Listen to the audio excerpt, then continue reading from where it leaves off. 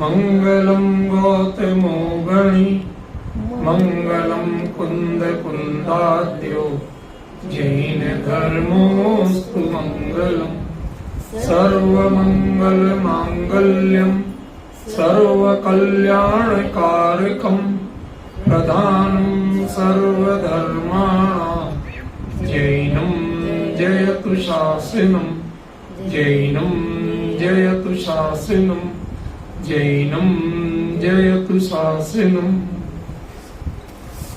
धर्मानुरागी भाइयों बहनों, हम आचार्य मानतुंग स्वामी द्वारा रचित आदिनाथ स्तोत्र, जिसे हम भक्तामृत स्तोत्र भी कहते हैं, उस पर पिछले 9 दिनों से चर्चा कर रहे हैं। सार्वजनिक रूप से इस तरह आज हमारी चर्चा का आखिरी क्रम है, लेकिन मैं भक्तामृत स्तोत्र की चर्चा पूरी करूंगा, यह आपको वचन देता हूँ। हाँ, वो आपको ऑनलाइन मिलेगा या रिकॉर्डिंग मिलेगी, एक अलग बात है, लेकिन हो अभी हम इस चर्चा का आखिरी क्रम आगे बढ़ाते हैं। पहले हम पाठ कर लें।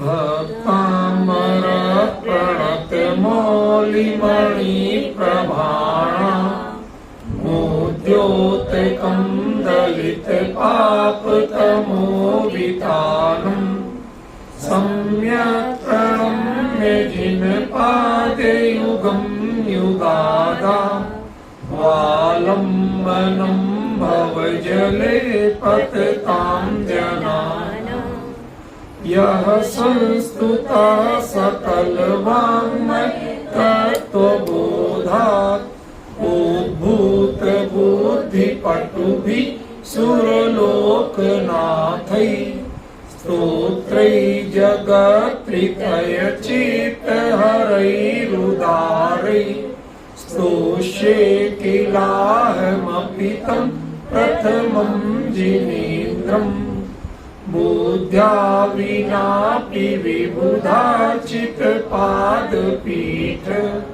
स्तोतुं समुद्यतमतिर्विगतत्रपोऽहम् बालं विहाय जलसंस्थितमिन्दुबिम्ब अन्यः कैक्षति जनः सहसा ग्रहीतुम् स्वक्तुं गुणान् गुणसमुद्र शशाङ्क कान्तान् कस्ते क्षमः सुरगुरु प्रतिमोऽपि बुद्ध्या कल्पान्तकाल पवनोद्धत नक्रचक्रम् को वातयितुमलमं मुनिधिं भुजाभ्याम् सोऽहं तथापि तव भक्तिवशान् मुनीश स्तोतुं स्तवं विगतशक्तिरपि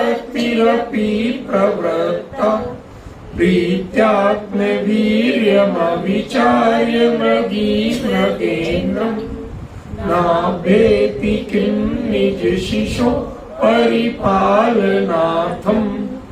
अल्पश्रुतं श्रुतवतां परिहासधाम तद्भक्तिरेव मुखरी कुरुते बलान् माम् यत्कोकिलः किल मधौ मधुरं विरोति तच्चारुचाम्रकलिका निकरैकहेतु त्वत्संस्तवेन भवसन्तति सन्निबद्धम् पापं क्षणाच्चयमुपैति शरीरभाजाम् आक्रान्तलोकमलिनीलमशेषमाशु सूर्यांशुभिन्नमिव सार्वरमन्धकारम्।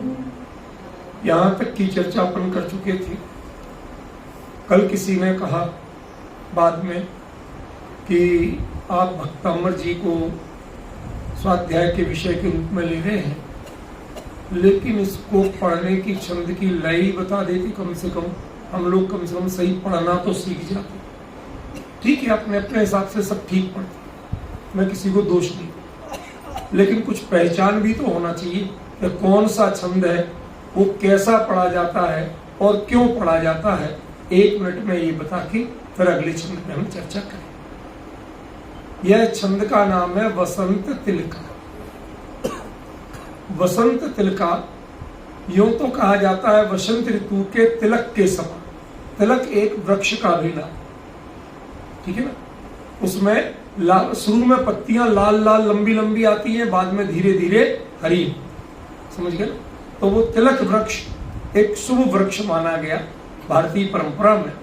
लेकिन यहाँ जो ये नाम पड़ा है ये उसके कारण नहीं, ये पड़ा है वसंत तिलका नाम की एक प्रसिद्ध नर्तकी के कारण।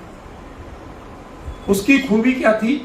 वह मतलब एक तो कोई हम सामने चलना जानते, वो पूरे मंच पे ऐसे ऐसे नॉन स्टॉप धीरे एक लय में चलती जाए, एक लय में इधर से इधर तक चलती आएगी और हर एक में नए नए भावों की अभिव्यक्ति करती थी। यही इस छंद की खूबी है। यहां से शुरू करो तो जब तक चरण पूरा नहीं हो तब तक कहीं रुकना नहीं। इसका लक्षण है उगता वसंत तिलका तब जा जगऊगा। ये जा जगऊगा जो है ना, ये जगण भगण, ये इनके गणों की वो अभी आप उन सब में मत उलझिए, नहीं तो बात कहीं की कहीं पहुंच जाएगी। छंद शास्त्र के लक्षण है, लेकिन उसमें इतना पहचानिए कि उगता वसंत तिलका तब जा जगऊगा। बीच में कहीं रुके, सांस ली नहीं, ऐसे ही इसमें करना। भक्तामर प्रणत मौली मणि प्रभाण, समझ गए। एक पूरे चारों चरण एक तरह से चलेंगे, किसी में कोई उतार चढ़ाव नहीं, किसी में कोई अंतर, समझ गए। तो ये स्तोत्र साहित्य के लिए बहुत आदर्श छंद माना। सामान्य स्तुति के लिए मंदाक्रांता छंद अच्छा माना। ये छंद शास्त्र की बात है। आपने भगवान महावीर का महावीर अष्टक पढ़ा होगा, वो किसमें है? वो शिखरणी छंद। किसी में मंदाक्रांता, किसी में शिखरणी, ये अलग अलग माने गए, उनका अलग महत्व माना गया। लेकिन बाकी छंदों में कहीं ना कहीं रुकना पड़ता है, आपको याद रखना पड़ता है, एक ना एक जगह रुकना। आप कितनी दूरी पर रुकना, कहीं और रुक गए, अंजू ये तो गड़बड़ करती, कहीं की कहीं रुक जाती, बस वो छंद की लय टूट जाती। बाकी अपनी ओर से बहुत अच्छी कोशिश करती, समझ गया। तो हमें ये लय का, यति का, उसको यति बोलते, कहाँ रुकने को यति बोलते, यति का पता हो कहाँ रुकना, ठीक है ना। लेकिन भक्तामर सबसे आदर्श क्यों है कि इसमें कोई यति ही नहीं। एक चरणों को पूरा पढ़ते जाओ, एक लय से, कहीं उतार नहीं, कहीं चढ़ाओ, समझ गया। इसलिए ये बहुत आदर्श स्तोत्र माना गया छंद शास्त्र की दृष्टि से। अब हम इसका 8वां छंद लेते हैं संक्षेप में। मैन अपना आज का ये 9वां छंद है, क्योंकि इसमें दो चीजें हैं। एक तो स्तवन के लिए मना कर रहे और स्तवन के बाद संकथा करने की बात। अब स्तवन को क्यों मना किया और संकथा कैसे की जाती है ये बताना है मुझे, लेकिन छंद को अतिक्रमण तो करेंगे नहीं, बीच में उलांग के तो जाएंगे नहीं, तो इस छंद को भी पढ़ते हैं। मत्वेति नाथ तव संस्तवनम मयेद मारभ्यते तनुधियापि तव प्रभाव चेतो हरिष्यति सतं नलिनीदलेषु मुक्ता फलद्युति मुपैति ननूदबिन्दु। यहाँ तक भगवान के वो स्तवन करते हैं किस रूप में? मत्वेति, मत्वा मानकर, इति माने ऐसा, ऐसा मानकर, इति पहले लग जाए, ऐसा मानकर। कैसा मानकर? हे नाथ, हे भगवान। नाथ शब्द का क्या अर्थ होता है रजनीश बाबू? न अथ, जिसकी शुरुआत नहीं, अनादि अनंत, समझ गए। आत्मा का स्वरूप ही परमात्मा रूप है, भगवान आत्मा रूप, उसकी शुरुआत नहीं है। ये पर्याय में भले ही शुरुआत हो, स्वभाव में कोई शुरुआत नहीं है। इसलिए ना अथ, जो अनंतपना भी शुरू दिख रहा है, आत्मा का स्वभाव ऐसा सदा से था। इसलिए क्या शब्द दिया? हमारे यहां सारे भगवान को क्या कहते हैं? नाथ। ये नाथ पंथियों की बात नहीं, वहां नाथ माने स्वामी, और यहां नाथ माने नाथ, जिसकी कोई शुरुआत नहीं, सदा शाश्वत अविच्छिन्न जो रूप है, उसका नाम नाथ। दूसरे शब्दों में कहें तो नाथ कह के आप व्यक्ति से हटके गुणों पे आ जाते, पद पे आ जाते। अरहंत और सिद्ध ये पद शाश्वत हैं, व्यक्ति में इनकी शुरुआत हो सकती। चिंता छोड़ो,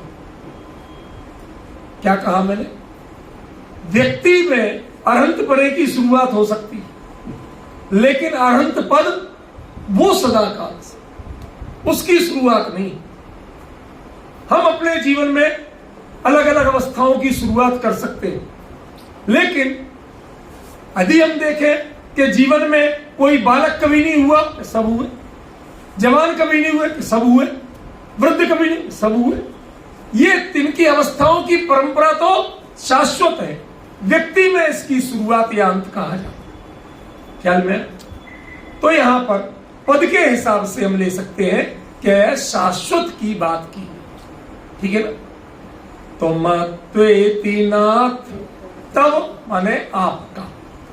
संस्तवनम कल बताया था, संस्तवन का द्वारा नहीं बताऊंगा। मया इदम, मेरे द्वारा यह, आरभ्यते, शुरू किया जा। देखिए आचार्य क्या कह रहे हैं, वो स्तवन, अभी तक तो पीठिका की कई बातें चल रही थी, भाई तुम कम पढ़े लिखे हो फिर क्यों कर रहे, वो सब सफाइयां दे रहे थे।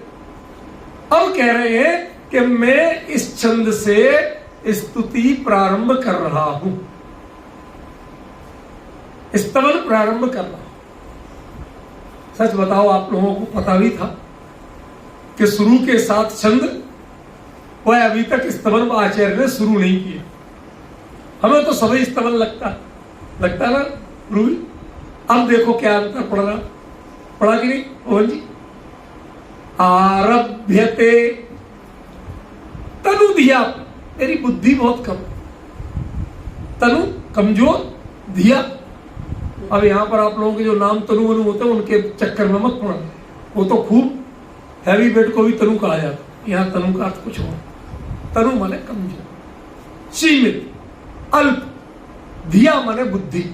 मैं कम बुद्धि वाला हूं, उस कम बुद्धि से भी मेरे द्वारा आपकी स्तुति की जा रही। तो भैया जो कम बुद्धि है तो मत करो, कहते नहीं, तब प्रभावात।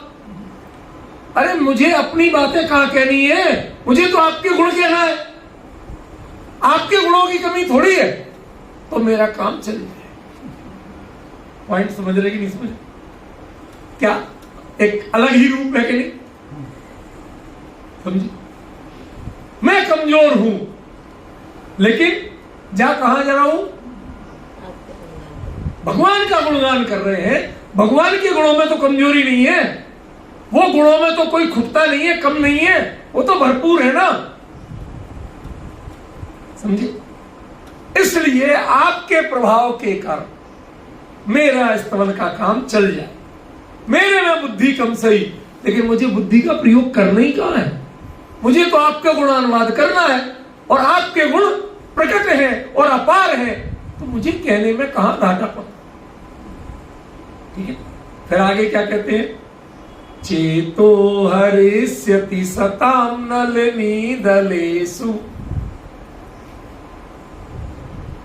ये सेठ लोग जो होते हैं ना, ये एक ने हमें बताया, बहुत साल पहले एक की किसी की शादी में ही दिल्ली में गए, तो वो धीरे से बता दो, ये मेरी भांजी है ना, भांजी, ये जो साड़ी पहने है ना भाई साहब, ये 4.5 लाख की साड़ी, इसमें जो जड़े हुए हैं ना, ये असली नग जड़े हुए, नवरत्न। ठीक है, आपके लिए मोती माणिक की कीमत है, अब मेरे पास तो मोती माणिक नहीं है, फिर क्या करूं? भगवान की पूजन के लिए है, विधान में सम्मिलित होना, अब कौन सी चलेगी? तुम्हारे पास लाल काली नीली दुनिया भर के तड़क भड़क रंगों वाली क्यों चलेंगी? अब तो सबसे उत्तम कौन सी है? सूती, सादा, लाल पीले केसरिया रंग की, क्यों सौम्य हो, जिसमें आकुलता नहीं हो, वही चलेगी कि नहीं चलेगी? तो मेरे पास सादा है, कम बुद्धि है, फिर भी मैं जो कुछ लिखूंगा वो चेतो हरिष्यति सताम, वो बड़े बड़े अच्छे अच्छे ज्ञानियों के भी मन को मोह ले। मैं उतना ज्ञानी नहीं हूं, लेकिन मैं जो स्तुति लिखूंगा भगवान आपकी, वो मन को मोह लेगी ज्ञानियों की। क्यों मोह लेगी? कि दूरे सहस्र केर नहीं, वो ऊपर चेतो हरिष्यति सताम, कहा? नलनी दलेश, नलनी कमलनी, कमल के पत्र पर पड़ी हुई जो पानी की बूंद है, असली मोती भी इतना सुंदर नहीं लगता जितना सुंदर बूंद। चेतो हरिष्यति सताम नलनी दलेषु मुक्ता फल, मुक्ता फल माने मोती, मुक्ता फल द्युति मुपे, उससे कम चमक नहीं होती उसकी। ननु नूद उदक, ऊद, ऊद माने उदक, जल, जो जल की बूंद है। लेकिन ये उदक किसको कहते हैं? हमारे यहां इतना बड़ा कंफ्यूजन है शुद्धात्म जी कि सबको हमने पर्यायवाची मान लिया, और मैं कहता हूं जिंदगी में कोई शब्द किसी का पर्यायवाची होती नहीं। उदक कहते हैं, उद जो है ओस से पड़ने वाला जो पानी की बूंद है उसको उदक, ओस का जल, समझ गए? तो यहां उदक बिंदु माने पानी की बूंद नहीं है, वो ओस का निर्मल जल, जो रात में ओस टपकती है जिसे ड्यू कहते हैं आप, वो ड्यू फॉल जब होता है और कमलनी के पत्र पर पड़ता है, तो सुबह जब सूर्य की पहली किरण निकलती है तो कभी पुखराज जैसा दिखता है, कभी मोती जैसा दिखता है, कभी पत्ते की झलक आ जाए तो पन्ने जैसा दिखता है, 9 के 9 रत्न उसमें दिखने लगते और असली से ज्यादा चमक।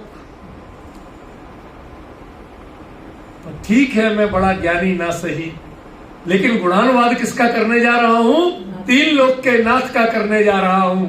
इसलिए आपके गुणों की झलक जब मेरे शब्दों में आएगी, मेरे स्तवन में आएगी, तो वह भी नलनी दल के ऊपर पड़े हुई ओस की बूंद के जल समान, वो भी मोती जैसी चमकी।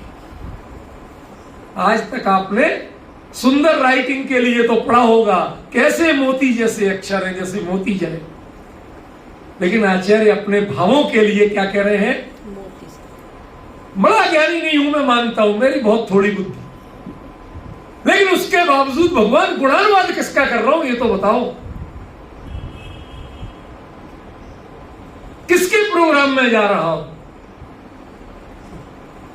आपके यहां कभी कभी ऐसा होता है कि ससुराल बहुत समृद्ध और जो दामाद है उसका घर उतना दमदार नहीं हो। अब बहुत बड़ी पार्टी, बहुत हाई लेवल, तो वो कहता मैं टेंशन क्यों करूं, मैं तो ससुराल जा रहा हूं। अब जिस लेवल की पार्टी होगी उस लेवल का सूट अपने आप मिलेगा, मैं क्यों टेंशन करूं। ये लोक नीति से बोल रहा हूं, मैं किसी को ऐसा मांगना चाहिए नहीं कह रहा हूं, लोक नीति। मैं क्यों चिंता करूं, ससुर जी मैं तो आ गया, आपको जहां ले चलना वहां ले चलो, आप अपनी इज्जत का खुद ध्यान रखना।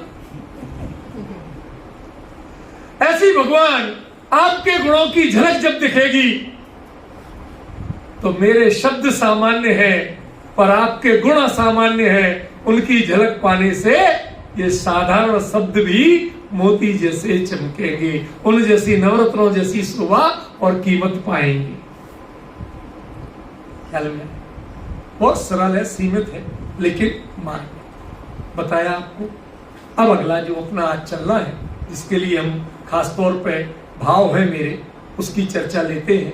अभी लगातार 1 घंटे से ज्यादा बोल चुका, इतनी ज्यादा हिम्मत नहीं, इसलिए थोड़ा धीरे बोलूं। आप लोग थोड़े से नजदीक रहना और भाव से सुनना, बाकी काम ये करें। आस्ताम तवस्तवनमस्त समस्त दोषम। क्या अनुप्रास? आस्ताम सा और ता, अस्त सा और ता, समस्त सा और ता। देखो आप, सा सा। जब एक ही तरह के वर्ण बार बार आए एक ही पंक्ति में तो उसे क्या कहते हैं? अनुप्रास अलंकार। इसके पढ़ने की भी एक लय होती है, मस्ती होती है। बहुत उन शब्दों पे जोर दे के पढ़ो। फिर से पढ़ो। आस्ताम तवस्तवनमस्त समस्त दोषम। अभी छंद में क्या शुरू किया था कि मैं तुम्हारा स्तवन आरभ्यते, आरभ्यते शुरू किया जा रहा, शुरू किया नहीं और क्या कहने लगे? आस्था। बस बहुत हो गया। वाकई में कुछ गड़बड़ी है क्या? अरे अभी तो आपने प्रतिज्ञा की कि मैं स्तवन शुरू करूंगा, और वो भी कम बुद्धि के बाद भी शुरू करूंगा, तो इतनी कीमत पाएगा, इतना महत्वपूर्ण होगा, इतनी शोभा होगी।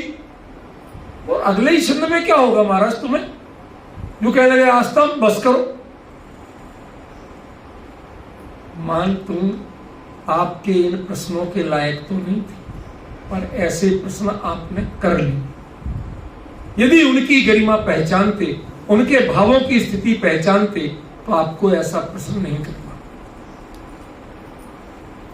इसका मर्म पहचानने की कोशिश करो तो आपको बहुत आनंद है। भगवान के गुणों का स्तवन शुरू कर रहे हैं, बहुत महत्वपूर्ण होगा, बड़ी महिमा होगी उसकी, लेकिन उसके बाद तुरंत ये लिखने वाले कौन थे? मानतुंग आचार्य, भावलिंगी संत थे। अब जो बात मैं कहना चाह रहा हूं, मतलब एक बार कांप जाएंगे। उपयोग अभी तक भगवान की स्तुति में प्रवृत्त था, और इस बीच में अपने अंदर में ढुकने के लिए मैं तैयार हूं। मुनिराज के हर अंतर मुहूर्त में आत्मानुभूति होती है कि नहीं होती है? और आत्मानुभूति में जिनेंद्र भक्ति भी नहीं चलती।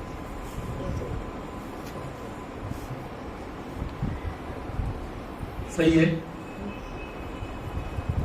तो हमें जब कोई ऐसे कार्यांतर याद आ जाए तो भाई साहब एक्सक्यूज मी प्लीज, थोड़ी देर के लिए तो रुक जाओ भाई। आस्तांत वस्तव, अभी कहते थे आरभ्यते और अब कह रहे हैं आस्था। कभी इसका अंतर विरोध कभी फील हुआ था पढ़ते समय? क्या आचार्य दो तरह की बातें अगले ही छंद में? सुदेश बाबू कोई ज्यादा देर बाद कहते तो समझ में आता कि अब थोड़े बहुत कर चुके थे, अभी तो खाली संकल्प कर रहे थे कि आरभ्यते, मैं शुरू करता हूं, और शुरू करते ही क्या बोलने लगे बेटा? आस्था। आस्था। क्या हुआ ये चक्कर? इस चक्कर के मर्म पहचानो, आपको भावलिंग की उपस्थिति दिख जाएगी। समझ में आ रहा है बाबूजी क्या कह रहा हूं? अस्त समस्त दोषम, मेरे सभी दोष अस्त हो गए हैं। अवस्था भले ही छदमस्त की हो, लेकिन अनुभव के काल में वो परमात्मा से कम नहीं होते। उतनी देर का तो राजा वो भी होगा। एक गरीब भी जब दूल्हा बन के घोड़े पे चढ़ता है तो थोड़ी देर का राजा तो भी होता। समझ में? क्षण भर की आत्मानुभूति सही, लेकिन वह अनुभूति का गोता जो अंतर में लगाया, तो किसी ने पूछ लिया, अपने विकल्प ने पूछ लिया, आपने तो कहा था स्तुति शुरू करते हैं, अब क्यों रुक गए? कहते आस्था थोड़ी देर समय का। अस्त समस्त दोषम, इसका मतलब जो स्तुति करने का भाव था वो पूर्ण निर्दोष भाव नहीं था।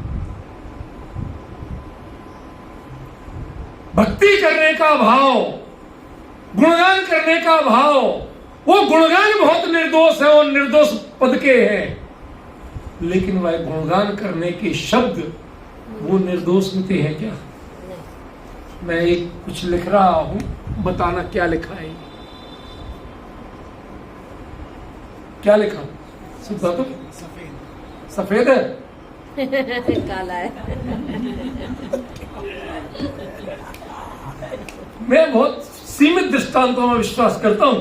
घंटे भर तक की कथा सुनाओ वो मेरे विश्वास में बिल्कुल नहीं। इतना सा, उतने में सारा समझ में आ जाए तो उतना ही सार्थकता है, इससे अधिक सार्थकता नहीं है दृष्टांत। मैं प्रथमा युग के दृष्टांत इसलिए नहीं देता, उनमें सुनाए जाओ, ये बताओ वो बताओ, सबका मेल मिलाप कराओ तो लोगों को कथा ही याद रह जाती है, जिसके लिए दृष्टांत वो भूल जाता। समझे कि क्या है ये? उच्चारण सफेद है लेकिन वर्ण काला। इस सत्य से कोई इनकार कर सकता है? नहीं कर सकते ना। यही आचार्य कह रहे हैं कि जिन गुणों का कथन हम कर रहे हैं वो भगवान के गुण तो अत्यंत उज्जवल है, महान है, अद्वितीय है, परम पावन है, लेकिन मेरा जो विकल्प जाल है वो तो इस रंग की तरह है और आपके गुण इसके उच्चारण की तरह। इसलिए जब मैं आपकी स्तुति छोड़ करके, स्तवन छोड़ करके अपने में गया तो अपने में जाते ही अस्त समस्त दोष।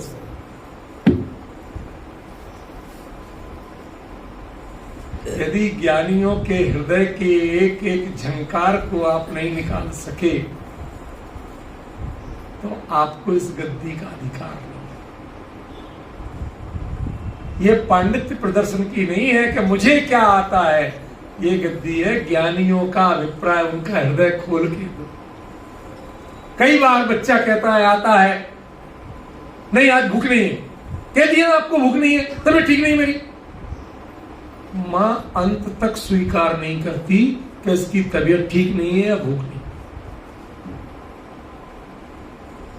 तेज तर्रार ज्यादा हो, जोर से बोल दे, निकल जाओ, मना कर दिया एक बार, तो वो दूसरा स्टेप पहले तो प्यार से पूछेगी क्या हुआ, ऑफिस में कुछ हुआ, कॉलेज में कुछ हुआ, इसका जो लेवल, पहले उधर पूछे। उसमें भी नहीं बोला, नहीं बनी बात, तो वो दूसरा हथियार अपनाती है, वो जाके हलवा सेकना शुरू करती है। हमारी ये बिटिया है, ये घर में घुसती है, हलवे की खुशबू आ रही है, मूड बदल जाएगा। वहां से कई बार लिख के देगी मेरी तबीयत ठीक नहीं है, मैं खाना नहीं खाऊंगी। और घर पे आते ही इन्होंने जानबूझ के खीर बना देना है, हलवा बना देना है, जो ही खुशबू आई अंतर पड़ता है ना। अब आपने शब्दों से नहीं मनाया तो उसकी कमजोरी जानते थे आप, आपने उस क्रिया से उसको अपने काम के लिए आकर्षित किया। मां का कर्तव्य है कि बेटे की हृदय के भावों को समझे और उसे जो जरूरत है वो उसको प्रदान करे। वो सब समझती है, आपके शब्द क्या कहते हैं इसकी परवाह मां कब करती। और कोई इतना नहीं जानता बच्चे को जितनी मां जानती, कभी परवाह नहीं करती। वो पूर्व कहेगा, वो पश्चिम कहेगी। क्यों? क्योंकि वो शब्दों में विश्वास नहीं करती है, वो भावों को पढ़ती है, भावों के संवेदना को समझती है। और जिसे संवेदना अपने हृदय में प्रतिध्वनित होती लगे तो उसके बाद शब्दों की कोई कीमत नहीं रह जाती। जो स्तवन कर रहे थे वो तो शब्द थे, और ये जो जब आस्ताम जो कह रहे हैं ये संवेदन, ये चैतन्य का संवेदन है, ये स्वयं का संवेदन है जो ये कह रहा है आस्ताम तवस्तवन मस्त समस्त। तो क्या होगा इस भक्तामर स्तोत्र का? लिखोगे पूरा के नहीं? प्रश्न तो करनी चाहिए ना। पूछो महाराज जी से, महाराज जी लिखोगे?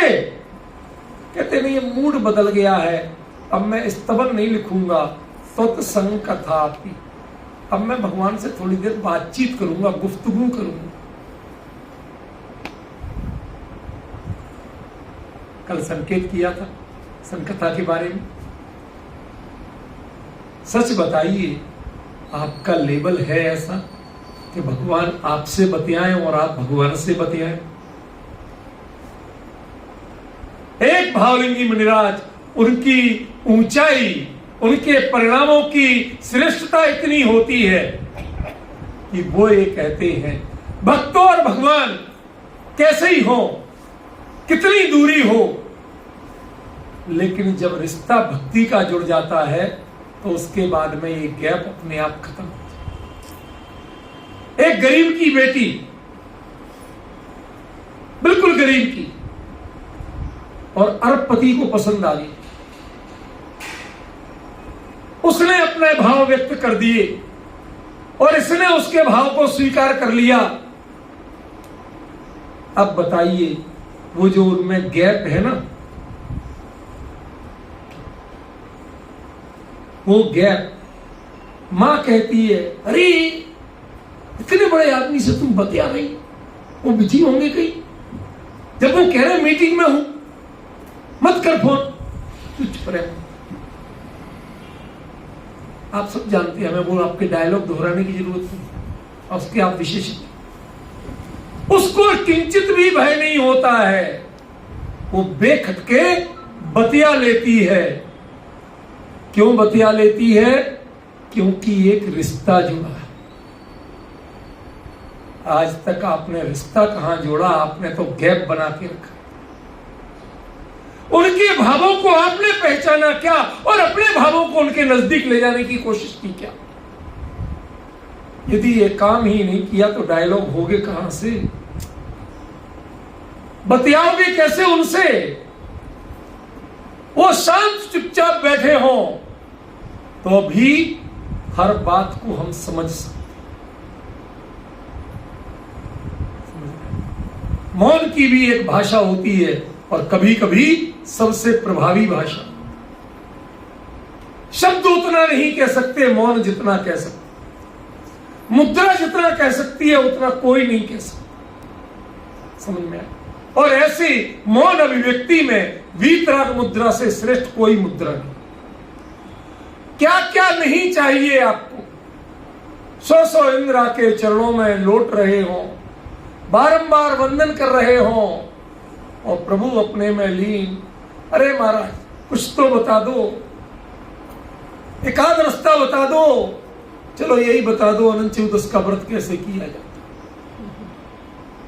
नहीं, करो, बात करो उनसे, कोशिश तो करो। मैं तो कहता हूं करो। राजेश जी करो एक बार डायल। कैसे किया जाता?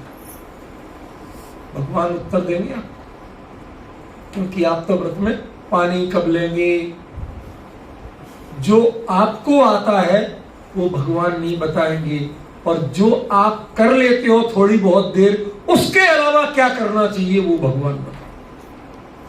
वो कहेंगे शांति से ध्यान करो, चिंतन करो, अपने स्वरूप का चिंतन करो, मेरे जैसा बैठने की कोशिश करो, मेरे जैसा निज में समाने की कोशिश करो। ये हाथ क्यों चलाते हो? हाथ पे हाथ रखो। ये पैर क्यों चलाते हो? आसन बांध लो।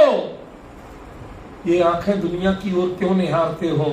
अपने में समेट लो। कहा कि नहीं कहा? हुई बातचीत? क्यों नहीं हुई थी? क्योंकि आपने रिश्ता नहीं बनाया। आप खाली ढोक देने आए थे, आप थोड़ी सी याचना करने आए थे। महाराज शांति से बीत जाए आज का दिन, साल में एक बार आता है, शुरू से करते आए अमृत, आज का और हो जाए। आप उनसे बात कब करना चाहते? जब तक याचक रहोगे तब तक संकथा नहीं हो। क्यों? भीख मांगने वाले और देने वाले, इनमें कभी मेल होता है? नहीं होता। ये डायलॉग करते हैं, ये तो वीतरागी है, देने वाले भी नहीं। जो देने वाले होते वो यूं डाल दिया। कौन बोलता है, कौन बतियाता है, कौन पूछता है? वो दिखाते हैं टूटा हाथ। कभी किसी ने पूछा कि तेरा हाथ कैसे टूट गया था? बताओ। ऐसा फेंक, शीशा चला। संकथा कब होती है कि तब मांगो मत, मांगने की भावना छोड़ो और अपने बातचीत से उनकी गरिमा पहचानो और अपने भावों को और अपने शब्दों को उनकी गरिमा के अनुरूप रखो। तब संकथा का लेवल आएगा। जब अनुभव करके अपना स्वरूप का अनुभव करने के बाद मानतुंगाचार्य के उपयोग बाहर आया, मैंने कहा ये शब्द हमें शोभा नहीं दे, मजा नहीं आ रहा। महाराज थोड़ी देर तो हम आपसे बात करते हैं, गुफ्तगू करते हैं। क्यों? क्योंकि आप भी अनुभव में लीन हो और जिसके अनुभव में आप लीन हो, मैं बस वही चक्के आ रहा हूं, वही करके थोड़ी देर बात कर लें। एक भिखारी भी सड़क के किनारे होता है और एक भुट्टा बेचने वाला भी सड़क के किनारे होता है। भिखारी को भी आपने 10 रुपए दिए और एक भुट्टा भी 10 रुपए का लिया। बात किससे करो? भिखारी से, जिससे कुछ लेना है और जिसको लेके देना। आपने लिया क्या उनसे और दिया क्या, तय करो। उनके सामने देने लायक कुछ है आपके पास? जिन भावों की उन्हें कीमत है, उन भावों का आता पता भी है आपको?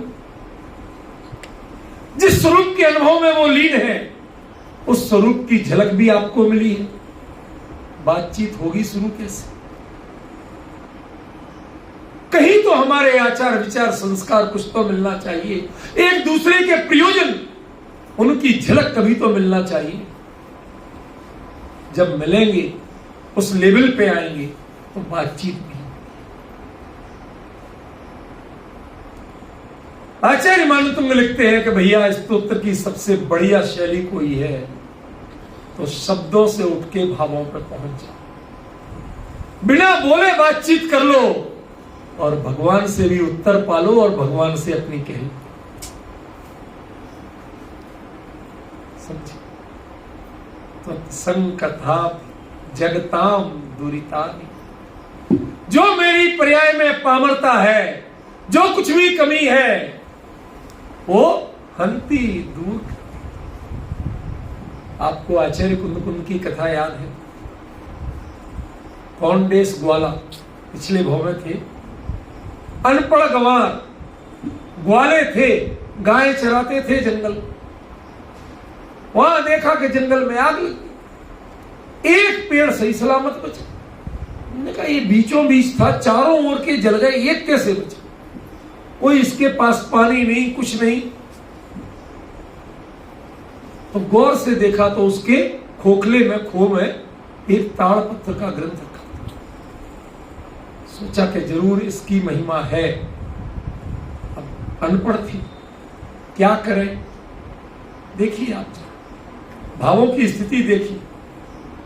हमने इतनी चीज पाई जिसको मैं नहीं उपयोग कर सका, लेकिन कम से कम जो उसकी कीमत समझते हैं उनको ले जाके कोई मुनिराज को दिया, भेंट किया कि महाराज हम तो अनपढ़ हैं पर इतना जरूर जानते हैं कि कोई अचिंत्य महिमा वाला शास्त्र है। आप जैसे ज्ञानी ही इसका मर्म समझ सकते हैं। आपको देना है तो हमें इतना आशीर्वाद दो कि हम इसकी उपदेश, कोई 2 बातें इसकी बताओ हम समझ सके, इतनी क्षमता हम में पैदा हो, बस इतना करो हम पर कृपा और कुछ। आचार्य से निवेदन किया। आचार्य कुछ समझ गए लेकिन कुछ बोले नहीं। आंखों में वात्सल्य आ गया, आशीर्वाद के लिए हाथ तो उठ गया, लेकिन शब्द एक नहीं बोले। उस डायलॉग ने कुंद कुंद के मन में प्रेरणा भर दी। उन्होंने कह दिया, बेटा जब तक इस निर्ग्रंथ साधना के पथ पे नहीं आओगे, ये ग्रंथ तुम्हें समझ में नहीं। ये निर्ग्रंथों के बनाने वाला ग्रंथ है। ये सग्रंथ माने परिग्रही बनाने वाला ग्रंथ।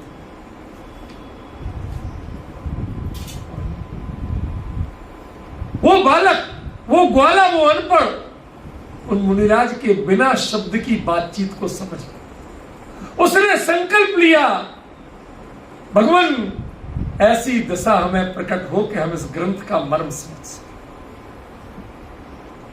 कुछ दिन बाद देह पूरी हुई। देह तो छूट गई, लेकिन भावना अमर रही। देह छूट गई, भावना अमर रही। उस भावना का परिणाम क्या हुआ? अगले जन्म में वह ऐसे परिवार में जन्मे जिनकी मां श्रीमती करमंडू, उनके पिताजी, वो गीत गाते। पालना झुलाते समय हम क्या गीत गाते हैं? तुम तो सो जा बारे भी सुलाते। और वो क्या कहती थी? शुद्धोसी बुद्धोसी निरंजनोसी संसार माया परिवर्जितोसी आजन्म लीनम त्यज मोह निद्राम श्री कुंद कुंद जननी दमूचे। इसे मदालसा स्तोत्र भी कहा जाता है। दक्षिण में घर घर में गाया जाता है। ये लंबा है, इतनी नहीं है, ऐसे ही भाव है उसमें। शुद्ध बुद्ध चैतन्य आत्मा की महिमा बताने वाले भाव हैं। वो बचपन से, डॉक्टर साहब, हम लोग ये फिल्मी गाने इधर के उधर के, इसीलिए मुझे बुरा लगा। इतने अच्छे भजन चले और उसने ठेठ फिल्मी धुन शुरू कर। अरे थोड़ी बहुत तो ठीक है, बच्चों को समझ में आता है, उनको मजा आता है। हम तो मर्यादा का ध्यान रखें। 3 लोग के नाथ के सामने खड़े हैं, कुछ हमें मर्यादा रखना चाहिए। यहां भजनों का स्तर ये नहीं होना चाहिए। समझ, लीला मत लेना मन पे, मैं समझाने के लिए क्या करते हैं हम। हमारी माताएं क्या गाती थी? शुद्धोसी बुद्धोसी निरंजन। आत्मस्वरूप की शुद्धता की बात करो, बुद्धता की बात करो, निरंजनता की बात करो। संसार ये माया रूप, इसको मोह को छोड़ो। अनादिकाल से मोह की नींद में सोए पड़े हो, इसको छोड़ करके त्यागो, मोह निद्रा को त्यागो। ऐसी भावना, ऐसी प्रेरणा जब बचपन से, भले ही वो भाषा नहीं जानता था, लेकिन कोई बच्चा ये नहीं कह सकता कि मैं अपने मां की भाषा नहीं जानता। शब्द कुछ भी हो, शब्द समझ में आए चाहे नहीं आए, लेकिन भाव वो कानों के माध्यम से सीधे हृदय में होता।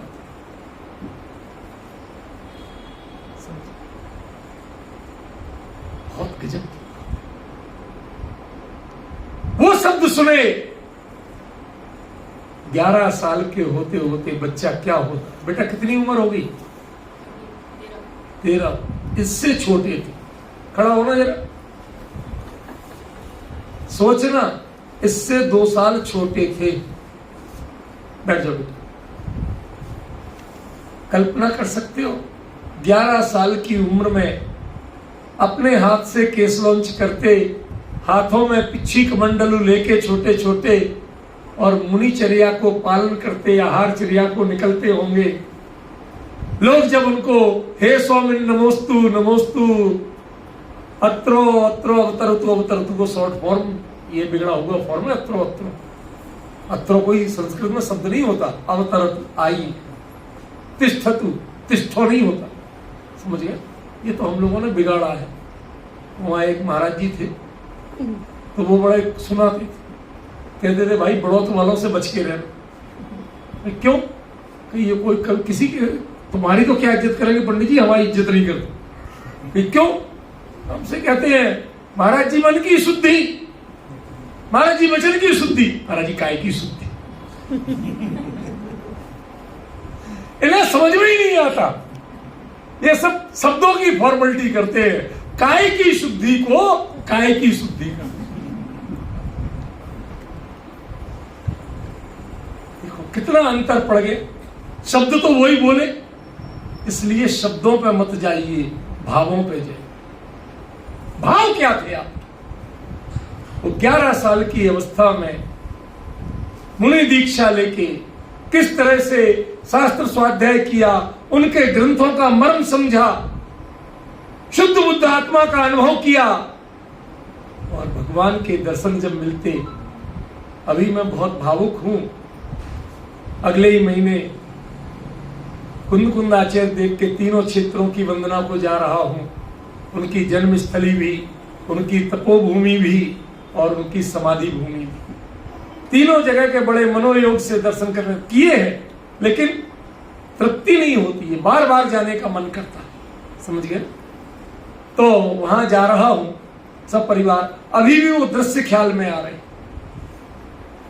जिन गांवों में, ओनूर गांव जहां महाराज जी आहार चर्या के लिए जाते थे, आज भी वहां हर घर के सामने, जैन घर के सामने सुबह चिन्ह बनाया जाता है, ताकि मुनिराज कोई आए, चिन्ह को देख के जान लें कि ये जैन का घर है, ये पड़गा रहा है तो सही पड़ गए। इसके यहां आहार शुद्ध मिलेगा। बिल्कुल किसान गरीब, लेकिन उनके यहाँ के चिन्ह, वो चीज, एक एक लक्षण वो बताते हैं किस तरह से मुनिराज को आहार दिया जाता है। यहां कुंद कुंद आते थे। समझिए, बहुत मन था मेरा। आज बहुत दिनों बाद तीनों क्षेत्रों की एक साथ वंदना करने का भाव पूरा हो रहा है। उन कुंद कुंद को जब 44 साल की उम्र में, 45 साल की उम्र में उन्हें आचार्य पद मिल गया, संघ के प्रमुख बन गए। उन्होंने सचखंडागम जैसे ग्रंथ की टीका लिखी, समय सार जैसे ग्रंथ लिखे, और अंत में किस तरह नियम सार लिख के उन्होंने नियम संलेखना ग्रहण की। और उसके भी अंत में जो जिज्ञासाएं रही, उनके समाधान के लिए विदेश क्षेत्र गए 95 साल की उम्र में। आज हम 95 तो देखेंगे भी नहीं, और हो भी गए गलती से तो यहाँ जाने आने चलने फिरने लायक बचेंगे कि नहीं। अपने बिना किसी के सहारे चारण रिद्धि से विदेश क्षेत्र गए। वहां जाके 7 दिन तक सीमंदर स्वामी की दिव्य ध्वनि सुनी। अन्न नहीं, जल नहीं। क्यों? जब यहाँ पर दिन है वहां रात है, और जब वहां दिन है तो यहाँ रात है। पढ़ाने वाले तो बहुत थे, लेकिन जिस क्षेत्र में दीक्षा ली उसके मर्यादा का उल्लंघन कैसे कर? समझिए? वो कुंद कुंद वहां से आके 95 साल की उम्र में तब प्रवचन सार नाम का ग्रंथ लिखते हैं। भगवान की साक्षात दिव्य ध्वनि उसमें लिखी। जरा विचार करो, ये काम ऐसे साधक, वो तो प्रवचन सार की शुरुआत की 5 गाथाओं में प्योर यही है, तो संकतापि जगताम दुरिताम। आ गए भरत क्षेत्र में, लेकिन भावों से विदेश क्षेत्र है, इसलिए पंच परमेष्ठी को स्मरण करते समय नमो अरिहंताणम नमो सिद्धाणम के बाद नमो गणहराणम बोलते, आचार्याणम नहीं बोलते। भरत क्षेत्र में संघ प्रमुख आचार्य होते हैं, लेकिन भगवान के समवसरण में चतुर्विध संघ के नायक गणधर होते। कभी पढ़ो प्रवचन सार का मंगलाचरण। तो संकताप, अभी भी भगवान से बातचीत चल रही है, अभी भी भावों से समवसरण दूर नहीं हुआ। उस लेवल पे लिखा गया ग्रंथ। यदि संकथा का सही अर्थ समझना है तो प्रवचन सार पढ़िए, आपको पता चलेगा संकथा क्या होती, हृदय कैसे बनता है और भगवान कैसे उत्तर देते हैं, ये साक्षात पता चलेगा। तत्संकथापि जगताम। अब जब भगवान से बातचीत चल रही हो तो जगत की बातें सुनाई देती हैं। ये लोग जब सहेलियों से आपस में जब बतियाती हैं, आप कुछ भी बोलते हैं।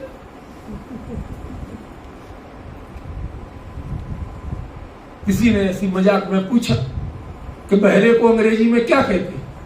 कहते जब वो बहरा है तो कुछ भी कहते रहो। सुनना तो उसे है, बोलने का फायदा। ऐसे ही आपस में बतियारी हो तो पतियों को चुप रहना चाहिए, कोई फायदा नहीं है, क्योंकि ये सुनने वाली नहीं है। इसीलिए तो कहना प्रधा जी सुनती हो, वो बहरी नहीं है, लेकिन उपयोग वहां नहीं है, उपयोग कहीं और है।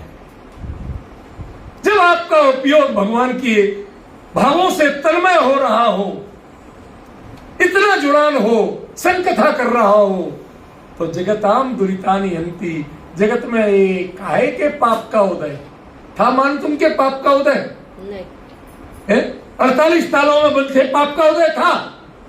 कहते मूर्खों के लिए पाप का उदय है। मान तुम कहते हमें काहे? जगताम दुरिता, भगवान मैं आपसे बातचीत कर रहा हूं, ये जगत के सारे दुरित, सारे पाप कर्म का उदय नष्ट हो गए मेरे। अंजू कभी सोचना, कभी जीवन में बड़ी से बड़ी विपत्ति आ जाए, लेकिन आपको भगवान का दर्शन नहीं छूटा, उस दिन मानना कि बड़े से बड़ा चक्रवर्ती का भी छूट गया और मेरा नहीं छूटा, कौन सौभाग्यशाली? भगवान की वाणी नहीं छूटी, कौन सौभाग्यशाली और कौन दुर्भाग्यशाली? सौभाग्य और दुर्भाग्य की परिभाषा क्या है? एक मर्सिडीज से उतरती है, खटखट करती हुई आती है, उसका पर्स उठाने के लिए भी 4 नौकर लगे हैं, सामान उठाने के लिए। एक सामान्य नारी की उपहास उड़ाती है, अरे क्या ये फटे चिथे कपड़ों में, इस झुपड़िया में रहने वाली, तो हमसे बराबरी करोगी? कहती मैम, साहब को कब हुई थी लास्ट बात? पता है आप कहां घूम रही हो? उन्हें पता है, और वो कहां है आपको पता है? नहीं है। कहते मेरे माथे पे जो ये सिंदूर चमक रहा है ना, जो लाल बिंदी चमक रही है, इसकी कीमत जानती हो? कितनी थक के आएगा, लेकिन शाम को मेरा पति मेरे पास, वो कहीं भी होता है, उसकी संवेदनाएं मेरे हृदय में होती है और मेरे भाव उस तक पहुंचते हैं। हम नहीं मानती कि तुम सौभाग्यशाली। तो संकथापि जगताम दुरितानि। क्या होता है दुर्भाग्य? क्या होता है पाप का उदय? आप दुखी तो पाप का उदय, और आप दुखी नहीं तो कर्म करके लेगा, अपना मुंह काला करके जाएगा।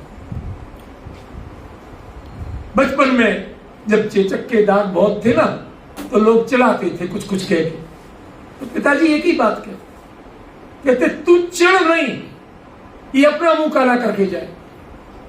माना तेरे दुर्भाग्य का उदय है, पाप का उदय है, जो ये तुझे चिढ़ाते, लेकिन तू चिढ़ना बंद कर दे, मुस्कुराना सीख ले, ये अपना मुंह काला करके जाए। ऐसी विषम से विषम स्थिति में, बड़े से बड़े पाप के उदय में, यदि हम भगवान से डायलॉग करने में समर्थ हैं, तो जगत के सारे दुरित वो नष्ट हो जाते हैं। कोई आपके लिए प्रयास करने की जरूरत नहीं, कोई मंत्र नहीं चाहिए, कोई तंत्र नहीं चाहिए, कोई साधन नहीं चाहिए, कोई यंत्र नहीं चाहिए।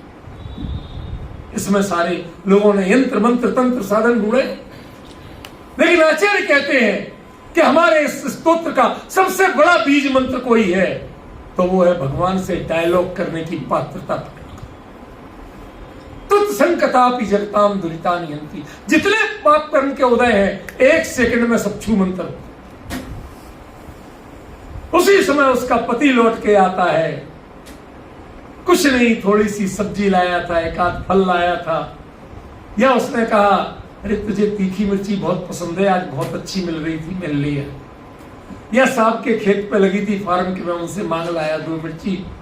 वो 2 मिर्ची लेके वो पत्नी इतराती है उसकी ओर देख के कि तेरे हीरे मोती 2 कौड़ी के हैं, मुझे क्या पसंद है, मेरा पति लेके आया और मेरी भावना की कदर करता है, और तेरा ना तुझे होश है उनका, ना उसे होश है तेरा, काहे का सौभाग्य। समझ रहे हो क्या कह रहे हैं आज?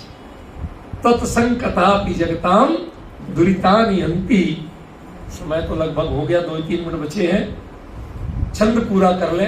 दूरे सहस्र किरणा। कहते भाई साहब आप तो बावड़े हो रहे हो, काल कोठरी में पड़े हो, पंचम काल में हो, आदिनाथ स्वामी के दीक्षा कल्याणक की बातें कर रहे हो, वहां के स्तोत्र कर रहे हो और कह रहे हो मेरे तो सारे पाप कर्म दूर हो गए। बात यही है कि नहीं?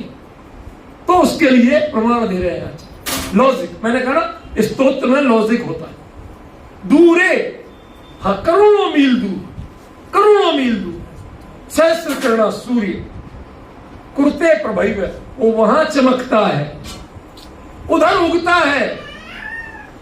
और पद्मा करेशु, जो कमल वाले सरोवर हैं, उनमें जलजानी विकास भांजी, कमल खिलना शुरू कर देते हैं। कहते इसलिए तुम लोग क्या समझोगे, एक भक्त जब भगवान की स्तवन करता है, स्तोत्र करता है, संकथा करता है, तो मेरा मन यहां प्रमुदित हो गया, आनंदित हो गया। पाप का उदय करेगा क्या मेरा? मेरे होठों की मुस्कान नहीं छीन सकता है, मेरे हृदय के आनंद को ये खंडित नहीं कर सकता। ये विशेषता है किसकी? तो संकटापि जगताम दुरितानि। समझ में आया क्या? दूरे सहस्र करणा कुरुते प्रभैव, पद्मा करेषु जलजानी। दूरियां कितनी है ये इंपॉर्टेंट नहीं है, पर हमारी नजदीकी कितनी है ये बहुत इंपॉर्टेंट। आप क्षेत्र की दुनिया गिनते हैं, हम भावों की निकटता गिनते हैं। यही अंतर है चर्म चक्षु और ज्ञान चक्षु। आप चमड़े की आंख से देखते हैं, हम मन की आंख से। यह है भक्तामर स्तोत्र। यदि ये समझ में इस तरह से नहीं आया और टोने टोटके में पड़ गए, तो इसके मुकाबले अभिशाप भी नहीं और इसके मुकाबले वरदान भी। विशेष चर्चा आगे कभी चलेगी, बोलने की भी हिम्मत नहीं बची।